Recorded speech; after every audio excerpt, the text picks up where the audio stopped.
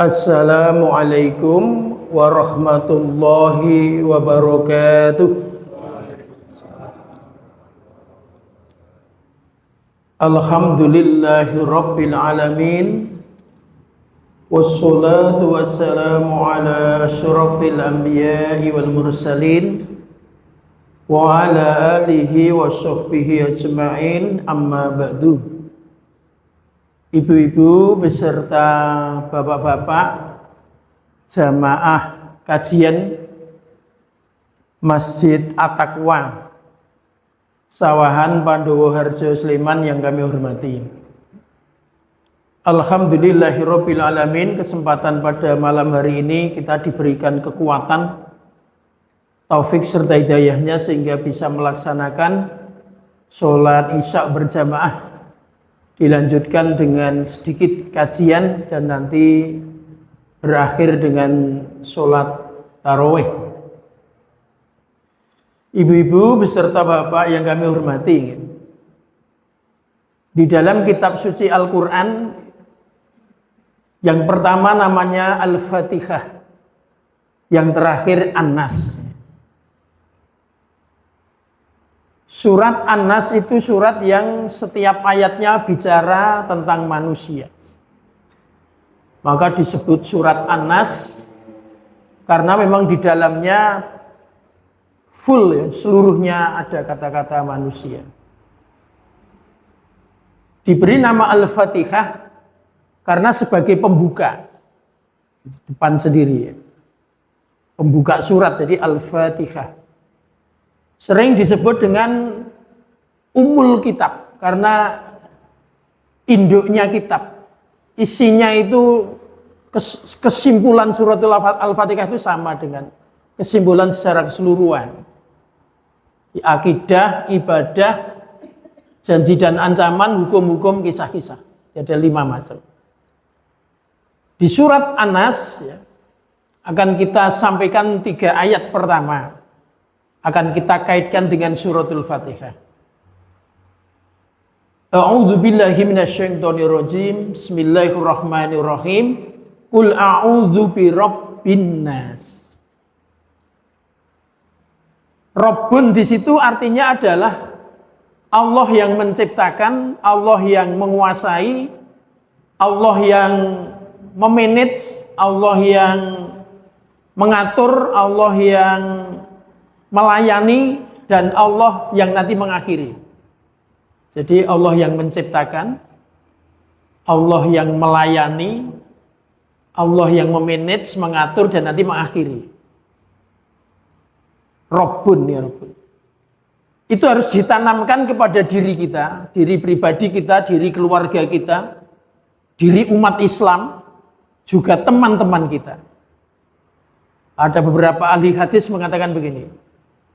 Kalau ada kata-kata la yu'minu ahadukum hatta yuhibba li akhihi ma yuhibbu li nafsih. Tidak dianggap beriman seseorang sehingga mau mencintai tetangganya sebagaimana mencintai dirinya sendiri. Bukti mencintai tetangga itu juga termasuk peduli. Tetangga saya belum sholat, kita ajak sholat. Tetangga kita belum bisa membaca Al-Quran, ya kita bimbing sehingga bisa membaca Al-Quran. Itu sebagai bentuk kita punya kecintaan kepada tetangga.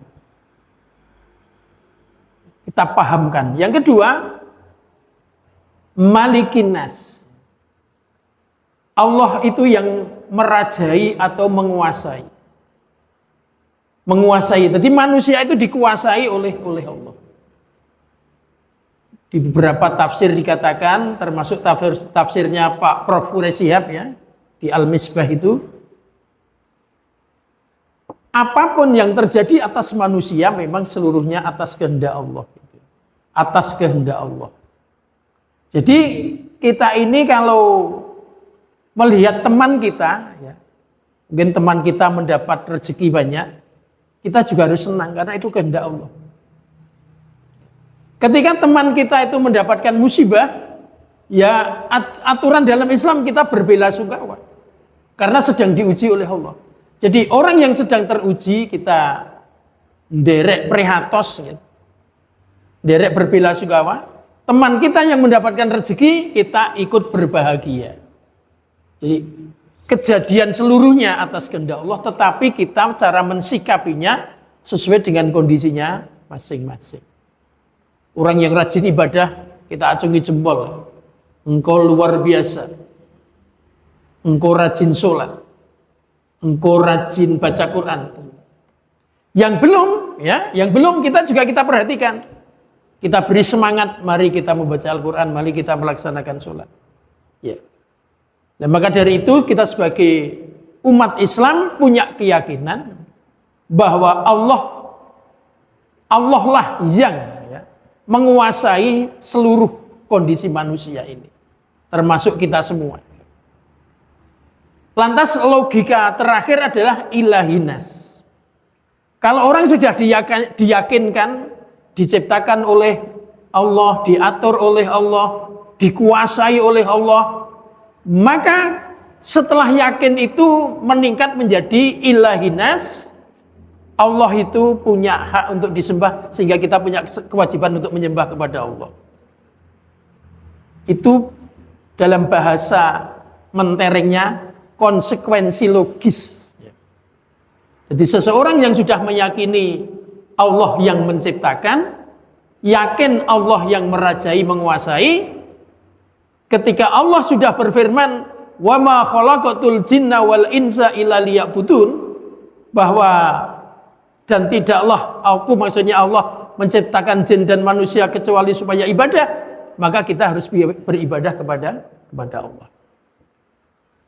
Apa kaitannya dengan suratul Fatihah? Di beberapa tafsir dikatakan Bismillahirrahmanirrahim itu disebut ayat planning. Planning itu perencanaan. Artinya orang ini harus punya perencanaan, dan perencanaan itu seluruhnya harus lillahi ta'ala.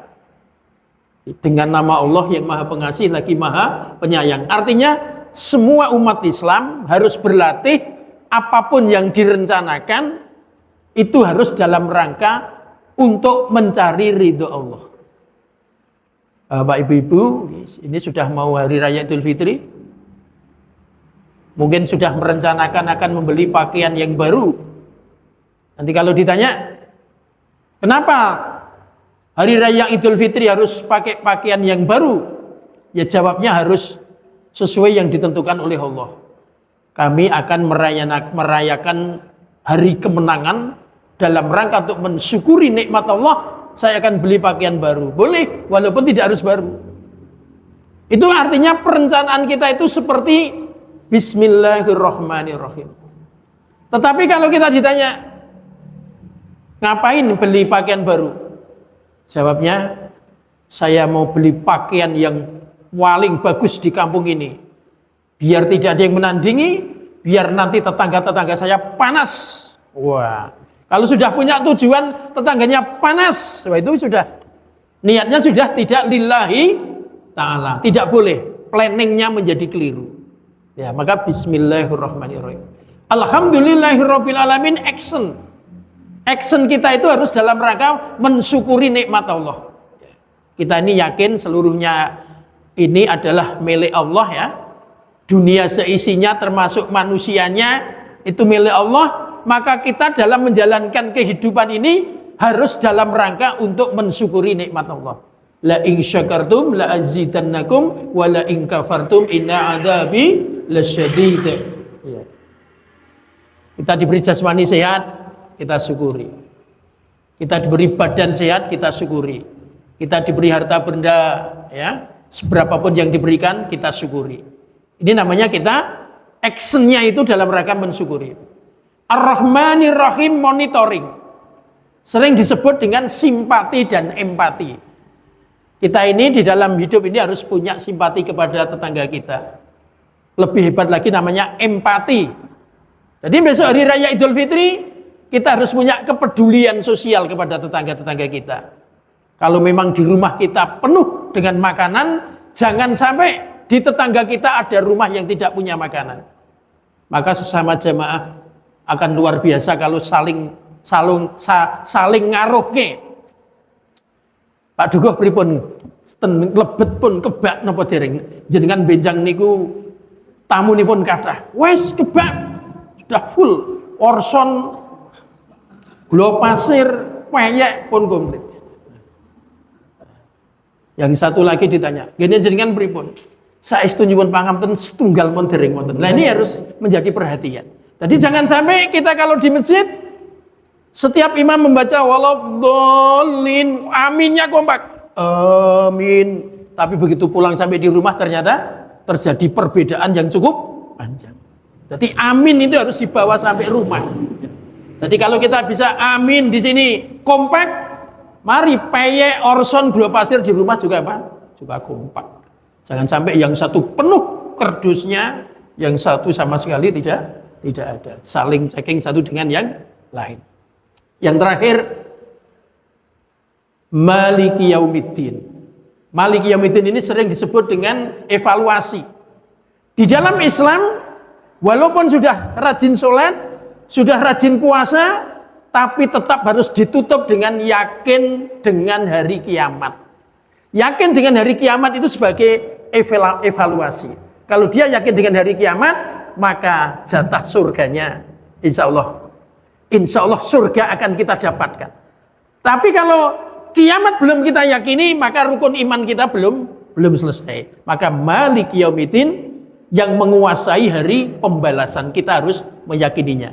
Sehingga kita sebagai manusia hendaknya selalu punya pemikiran bahwa hidup di dunia ini akan ada kelanjutannya, dan besok yang paling abadi kita akan berada di hari kiamat. Mudah-mudahan yang hadir pada malam hari ini masyarakat Sawan secara keseluruhan, warganipun Pak Dukuh, sedayanipun pikantuk swarganipun Allah Subhanahu wa taala. Amin ya rabbal alamin. Assalamualaikum warahmatullahi wabarakatuh.